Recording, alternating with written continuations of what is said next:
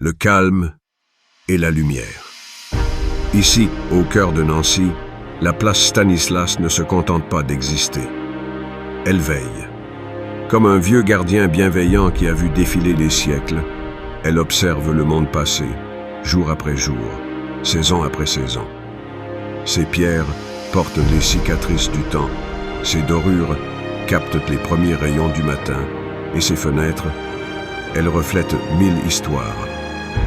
Ses vitres, je les vois comme des portes fragiles entre deux mondes, celui qui vit à l'intérieur et celui qui respire dehors. Elles filtrent le bruit, la lumière, parfois même les émotions. Mais le temps, la pluie, la poussière, viennent peu à peu les recouvrir d'un voile discret. Ce voile, il n'empêche pas de voir, mais il empêche de voir vraiment. Elles attendent patiemment qu'on leur tende la main, qu'un geste précis, presque tendre, leur redonne ce qu'elles savent faire mieux que tout, laisser passer la lumière, libre et sans entrave. Mon métier ne se résume pas à faire briller des surfaces. Non, il consiste à rétablir un équilibre, à restaurer l'ordre naturel des choses, à libérer la vision, à chasser les ombres qui s'accrochent et les poussières qui s'invitent. Chaque geste compte, chaque mouvement est pensé. Ce n'est pas seulement du travail, c'est une forme de méditation. Je sens le contact de la raclette sur le verre, j'entends le murmure de l'eau qui s'écoule, je regarde les traces du temps s'effacer comme si elles n'avaient jamais existé.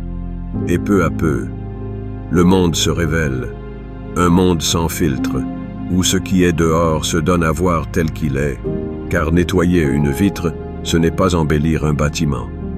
C'est lui rendre son dialogue avec la lumière. C'est laisser un rayon de soleil glisser sur un bureau, réveiller les couleurs d'un rideau, ou redonner de la profondeur à un ciel gris. C'est permettre à une pièce de respirer à nouveau. Ici, devant cette façade près de la place Stanislas, j'ai eu la sensation de participer à quelque chose qui me dépasse. Comme si, en redonnant de la clarté à une fenêtre, je rendais aussi un peu de clarté à ceux qui la regardent. Car la lumière ne frappe pas à la porte. Elle entre dès qu'on lui ouvre le passage. Je suis Steve Raguilla, ClearNet Vitre. Je ne prétends pas changer le monde, mais je peux chaque jour l'éclairer un peu, une vitre après l'autre.